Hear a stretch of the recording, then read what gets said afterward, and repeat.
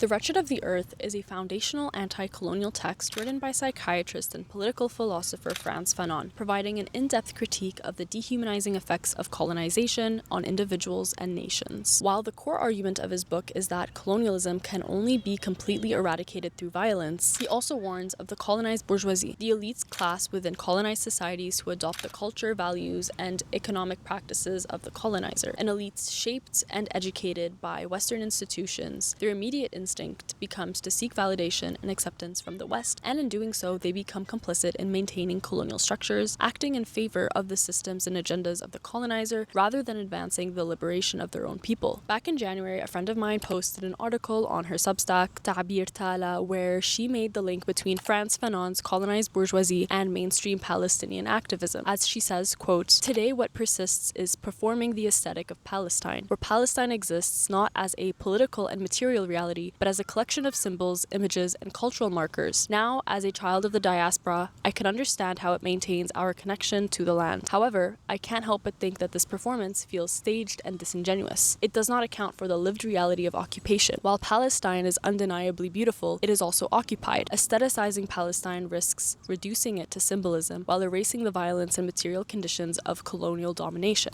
And although she does not explicitly name anyone in her article, many Arab celebrities and public figures came to mind upon reading this segment, particularly Saint Levant. A few days ago, as of making this video, Palestinian rapper Shabjdeed released a diss track in which he criticizes Saint Levant's superficial representation of the Palestinian struggle to appeal to Western optics of solidarity. Although many people are calling out this drama as some petty feud over concert dates or them trying to recreate a Kendrick versus Drake drama, I think there is a deeper truth that Shabjdeed is criticizing in his track, which is how distant Saint Levant and other individuals in the region and diaspora are from the Palestinian struggle, and how promoting aestheticized symbols does not equate liberation, and instead flattens the cause on the global stage. Saint Levant is part of what Frantz Fanon would call the colonized bourgeoisie. Although he is Palestinian and spent part of his childhood in Gaza, he is mixed race and holds a French passport. He attended one of the most prestigious American schools in Amman, where he was basically surrounded by the local Jordanian Ammani elite. And I know this because I was also part of that bubble in Amman, and I went to an international French school there, and it was definitely a very privileged and isolated bubble. You're basically surrounded by the kids of diplomats, ambassadors, UN officials, and the children of some of the richest and most influential people of the country. Shabjdeed, on the other hand, is from the West Bank and is someone who actually lives under occupation. He was raised in Kafr Akkab, a densely populated working-class Palestinian neighborhood located on the northern edge of East Jerusalem, with his music reflecting his daily struggles as a Palestinian living in the occupied West Bank, such as dealing with checkpoints, occupation, and restricted movement. And this contrast between these two artists directly echoes Frantz Fanon's analysis in The Wretched of the Earth, where he contrasts the colonized bourgeoisie, those who must perform solidarity, with those whose very existence constitutes the condition itself.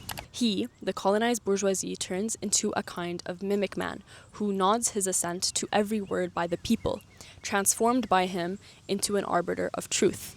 But the falah, the unemployed, and the starving do not lay claim to the truth. They do not say they represent the truth because they are the truth in their very being. And today, this quote still rings true, not just regarding Saint Levant and Shabjdeed, but on a broader level between us Arabs in the diaspora and those back home. On the one hand, we have the diaspora and the regional elites that are distant from the colonial struggle and violence, whose only connection to the struggle only exists through symbols and culture. And another group, those who are on the ground directly suffering from the violence, injustice, and oppression from colonialism with no escape. The difference between the colonized bourgeoisie and the colonized subjects, the difference between a Saint Levant and a Shabjdeed is simply your privilege, whether that is through your wealth, your education, or your passport. And beyond the Palestinian cause, I also think that it might be a reason why us Arabs in the diaspora and the upper class westernized bubble in the Middle East gets so much hate from like the OG Arabs. It's because we're in our little colonized bourgeoisie bubble. The average Lebanese, Egyptian, Sudanese, Syrian, Palestinian, Jordanian, or Iraqi person is a living representation of neo-colonialism.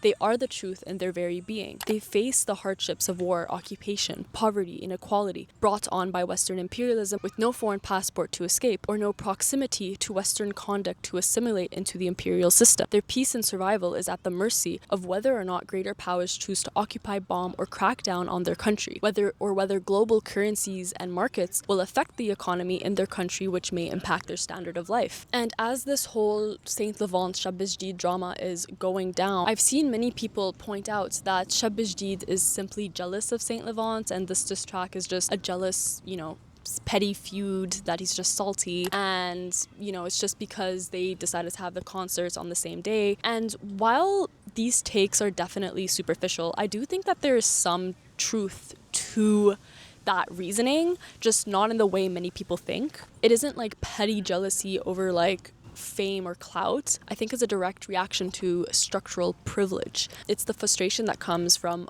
watching someone in proximity navigate the world so easily and effortlessly, being able to plan world tours while you are physically limited due to restricted movements, because one holds a foreign passport and the other does not. But what I think is interesting about this diss track is that it isn't entirely a diss track, since for half of the song, Shabjdeed is basically reaching a hand out to Saint Levant and basically refers to him as a brother, and that despite their differences, he isn't trying to ostracize him, but to call him back home. I don't think Shabjdeed is hating on Saint Levant as a person. I don't think he's hating on Marwan Abdelhamid, the mixed diaspora kid, but rather what he has come to represent as Saint Levant on the global stage. How the Western-centered capitalist system we live in presents an anti-colonial struggle as something palatable, aesthetic, and easy to consume, something that Saint Levant has sort of agreed to play the role of, but also something that is much greater than Saint Levant, which is the fact that we still live in a world dominated by Western and colonial narratives. Back in November, I made a video about Huda Beauty and Saint Levant's Clementina campaign and how they used Palestinian symbolism out of context for a marketing campaign without fully understanding the meaning and history of the symbols they were using. And someone left a comment on that video that really stood out to me. Obviously, I don't think there was any ill intent in the campaign, but it just shows that we are so steeped in colonial mindsets that we can't even see where our blind spots begin. To which another user responded, "We're steeped in colonialism and capitalism. The two go hand in hand, and I don't know how we rid ourselves from either." And we see this exact same dynamic play out in who gets the spotlight and who gets silenced. For example, take an artist like Elyanna, who, don't get me wrong, is incredibly talented, but I can't help but wonder whether her quick rise to fame on the global stage, like her opening for Coldplay's world tour, or being the first Palestinian artist to open a FIFA World Cup ceremony and to be featured on the official FIFA World Cup soundtrack, is facilitated by her profile. Specifically the fact that she is undeniably white passing and, like Saint Levant, appeals to Western pop aesthetics. Now let's look at another Palestinian artist like Nemahsis, a Palestinian singer who is a Muslim hijabi. Despite writing deeply moving anti-colonial pop, Nemahsis was dropped by her record label simply for speaking out about Gaza. She was forced to rebuild her entire career independently because her presence refuses to conform to Western standards of palatability. And when you place artists like Elyanna and Nemahsis side to side and look at them, you can see how selective the industry is in who gets to represent Palestine on the global stage. The global market wants Palestinian voices, but they want them filtered through a white adjacent lens. And so maybe the greater issue isn't whether or not these artists are deliberately selling out Palestine, but acknowledging the reality that we still live in a world that is driven by Western colonial narratives and capitalistic agendas, meaning that in order to represent Palestine on the global stage, you must have some proximity to whiteness, or you must be willing to perform your Palestinianness to appeal to Western optics of solidarity. But in acting for this performance, part of their truth gets erased. In a way, Saint Levant and many of these other public figures are themselves victims of colonialism, as they are conditioned by the system to become more palatable, all while simultaneously causing harm to the very cause they aim to represent and advocate for. Over the past few years, Palestinian activism and resistance has transformed from an active anti-colonial struggle into curated aesthetic images and symbols designed for passive consumption on social media, or trendy items to be drop-shipped to your door, because the revolution will not be televised, but it will be sold to you as merchandise merchandise, accessories, and popular media. And this wouldn't be the first time a social or political movement has been rebranded through marketing language and consumerism. The commodification of Palestine is no different from how corporations and influencers flattened feminism into girl boss feminism or I'm just a girl aesthetics, or how environmental activism gets reduced to corporate greenwashing, or how LGBTQ+ liberation gets co-opted into rainbow merch for the month of June. In every case, radical struggle is stripped of its radical substance and sold back to us as a product. And the thing is, corporate optics and material action always exist in opposition to each other, because while a company or individual may appear to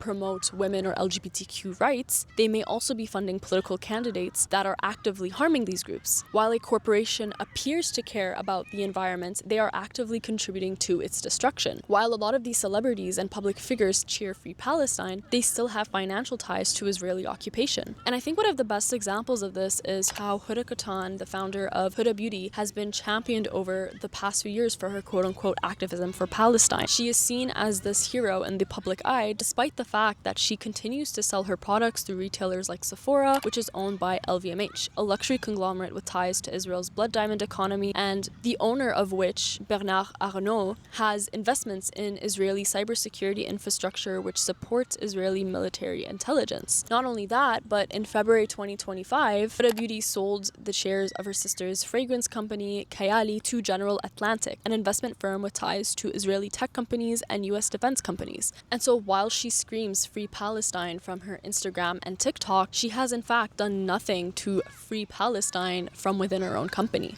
And the truth is, this hypocrisy that we see with Huda Beauty's brand activism isn't very different from how some of us perform activism in regards to Palestine, particularly activism on social media. We might believe that we made a difference by reposting, sharing, or liking something about Palestine. However, while doing so, we are quite literally feeding the AI algorithms and big tech companies that are enabling death and destruction in Gaza in the first place. Based on Frantz Fanon's definition, I am technically part of the colonized bourgeoisie, and most likely so are you.